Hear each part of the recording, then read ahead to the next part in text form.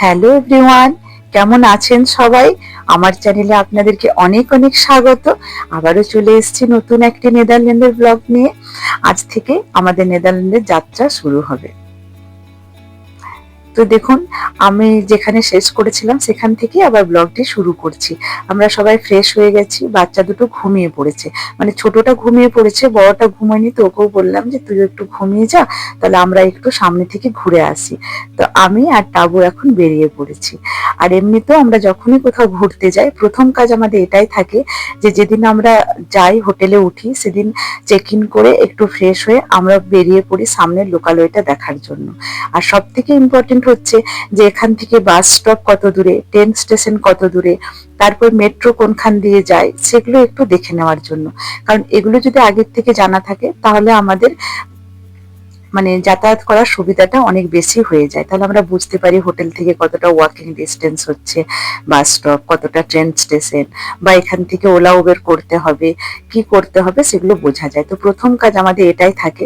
আর আপনাদেরকেও এটা সাজেস্ট করবো যে আপনারাও যদি ঘুরতে আসেন একলা, যদি কোনো ট্যুরের সাথে না আসেন, তাহলে আপনারাও এরকম যদি করে নিন, প্রথম দিনটা এসে একটু লোকালয়টা ঘুরে বুঝে নিন যে এখান থেকে সবকিছু কত দূরে, তাহলে খুব ভালো হয়। এই যে তারপর আমি বেরিয়ে পড়েছি। আমরা এখন দুজনে এসে জাস্ট ওই 5-10 মিনিটের মতো আমরা রেস্ট নিয়েছি, তারপরে দুজনে বেরিয়ে পড়েছি। আর ছোটোটা ঘুমিয়ে গেছে একদম, মানে এত ক্লান্ত, তো উঠছিল না। তো তাই বুচকানকে বললাম যে তুইও থেকে যা, তোরা দুজন একটু শুয়ে পড়, আমরা একটু আশেপাশেটা দেখে আসি যে কোনখানে বাস স্টপ আছে, কোনখানে মানে এমনি লোকাল যে ট্রেনগুলোতে যাব সেই ট্রেন স্টেশন কোথায় আছে, হোটেল থেকে কতটা দূর। তো ভাবলাম যে একটু দেখে নিই।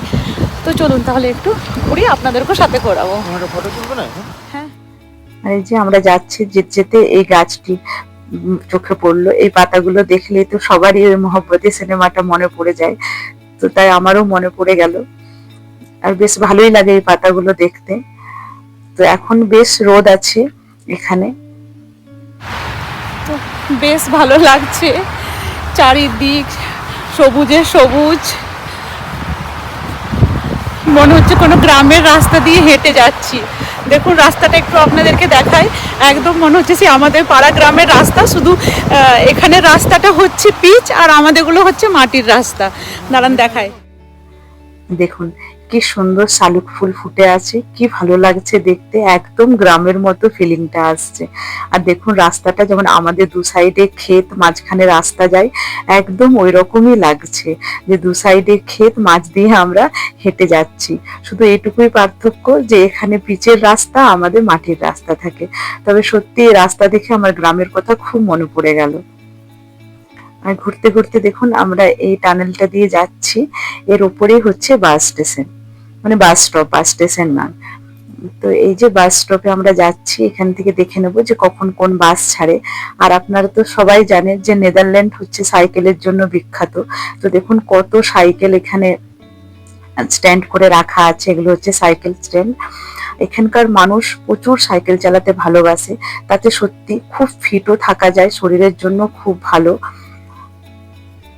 আর ঘুরতে ঘুরতে আমরা এদিক দিয়ে যাচ্ছিলাম, এই ফুলগুলো চোখে পড়লো। দেখুন কি অপূর্ব লাগছে ফুলগুলো দেখতে, ধোপা ধোপা সাদা ফুল ফুটে আছে।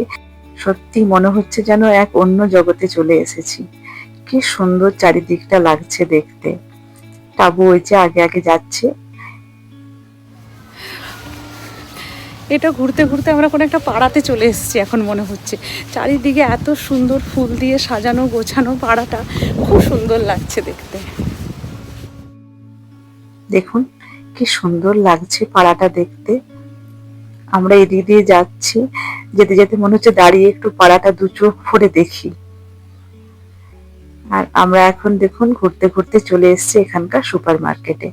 ওই বাচ্চাদের জন্য একটু বিস্কিট, কেক এসব নিয়ে নেবো। কারণ কাল থেকে তো আবার বেরোবো ঘুরতে। তো সকালবেলা বেরোবো, রাত্রিবেলা ঢুকবো। আর বাচ্চা থাকা মানেই তো জানেন ওদের মিনিটে মিনিটে খিদে পায়। তো তাই কিছু তো রাখতেই হবে ব্যাগে। তো এখানে চোখে পড়লো এই প্যানকেক গুলো, বেশ ছোট ছোট প্যানকেক, বাচ্চাগুলো প্যানকেক খেতে ভালোবাসে। তো এগুলো দুটো প্যাকেট নিয়ে নিলাম।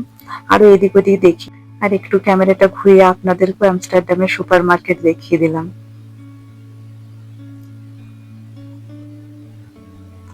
সব জায়গাকার সুপার মার্কেট একই রকমেরই লাগে দেখতে।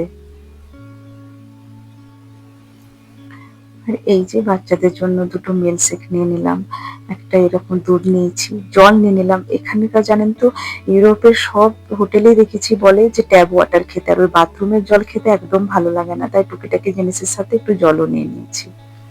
আর বাড়ি চলে এসেছি, এসে বাচ্চাগুলোকে তুললাম, দুজনেই দেখলাম ঘুমোচ্ছিল, দুজনকে এসে তুললাম। এরপর একটু চলে যাব আমরা হোটেলের রেস্টুরেন্টে ডিনার করার জন্য। এখন বাজে ওই 8:30 9টার মতো বাজে।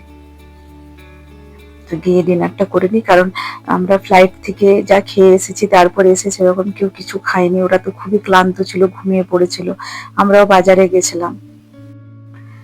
এই যে আমরা চলে এসেছি হোটেলের রেস্টুরেন্টে খেতে। জানি না কি কি খাবার পাবো, কারণ এখানে চিকেনের আইটেম খুবই কম, তো তাই জানি না কি এখন অর্ডার দেব। তো যাই হোক, সবকিছু চিন্তা ভাবনা করে এই যে একটু চিংড়ি দিয়েছি, একটু চিকেনের একটা আইটেম দিয়েছিলাম, আর একটা থাই কারি রাইস।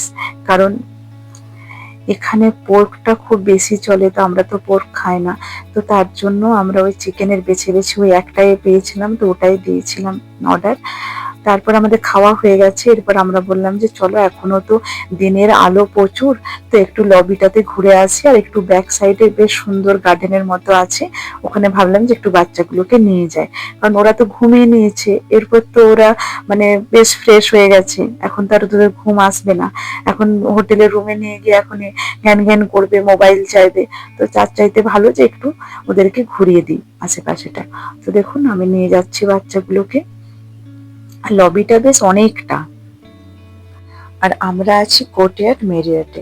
এই হোটেলটি আমস্টারডাম এয়ারপোর্ট থেকে একদমই সামনে, ওই 3 থেকে 4 কিলোমিটারের ভিতরে। তো তাই একটু ভেতরের দিকে, মানে একটু লোকালয় এখানে কম, কিন্তু বেশ সুন্দর জায়গা, একদম শান্তির জায়গা।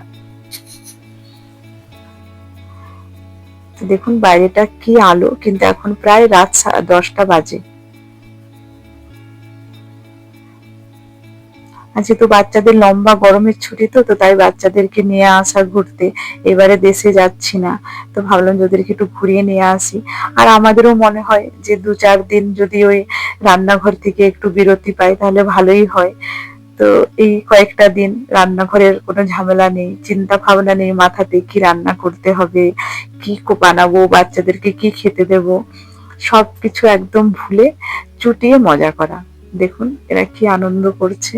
আর এখানে না একটু বেশ ঠান্ডা ঠান্ডা লাগছে, তো তাই ছোটটা বেরোতে গিয়ে বলছে মাম্মা ঠান্ডা লাগছে, তাই ওই জ্যাকেটটা হাতে করে নিয়ে এসেছিলাম, ওটাও পরে নিচ্ছে। আমিও একটা হালকা জ্যাকেট গায়ে দিয়ে দিয়েছি, মানে টেম্পারেচার সেরকম বেশ কম দেখাচ্ছে না, কিন্তু হাওয়াটাতে আমাদের ঠান্ডা লাগছে।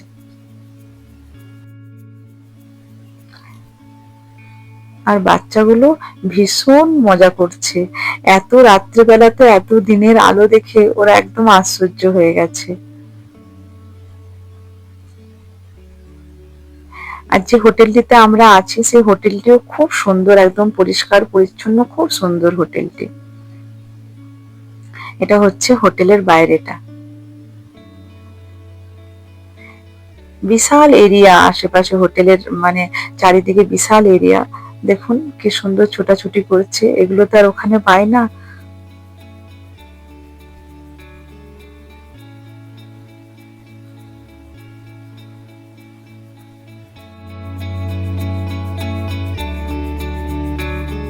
পাসও তারপরেই যাব না, আর ভেতরে বেশি যাব না, বুঝতে পারলি বাবা, এত ঘন জঙ্গলের মতো মনে হচ্ছে, যদি কিছু বেরোয়।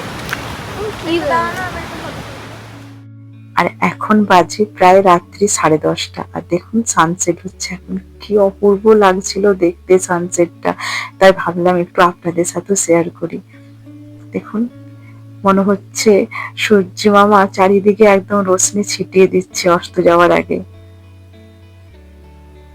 আর এই যে দুইজন দেখতে পেয়ে গেছে খেলার জায়গা, ছোট্ট একটা পার্ক আছে, তাই দুজন মিলে ছোট দিয়েছে একদম। দেখুন কি সুন্দর লাগছে।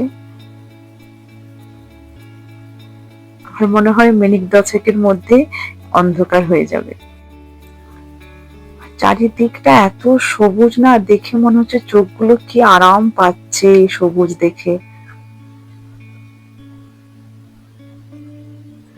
কারণ আমরা যে দেশে থাকি সে দেশে তো আর এত সবুজ নেই। এই যে দেখুন দুজনে চললো ওটাতে চাপার জন্য। যাই হোক, বাচ্চাগুলো তো একটু আনন্দ করছে, বাচ্চাগুলো এখানে আরেকটু খেলতে চাইছে, তো তাই ভাবলাম একটু খেলে নিক, একটু অন্ধকার নেমে এলে ওদেরকে নিয়ে হোটেলের রুমে চলে যাব। আজ তাহলে এখান পর্যন্ত, আবার দেখা হবে নতুন একটি ব্লগের সাথে। আর আপনাদের কাছে অনুরোধ রইল, যদি আমার ভিডিও একটুও ভালো লেগে থাকে প্লিজ আমার চ্যানেলটিকে সাবস্ক্রাইব করে দেবেন, কমেন্ট করে আপনাদের মতামত জানাবেন, কি জানতে চান, কি দেখতে চান আমার ব্লগে, আমি অবশ্যই তা করার বা দেখাবার চেষ্টা করব। আর আপনারা খুব ভালো থাকবেন, সুস্থ থাকবেন, খুব আনন্দে থাকবেন। Tata, good night.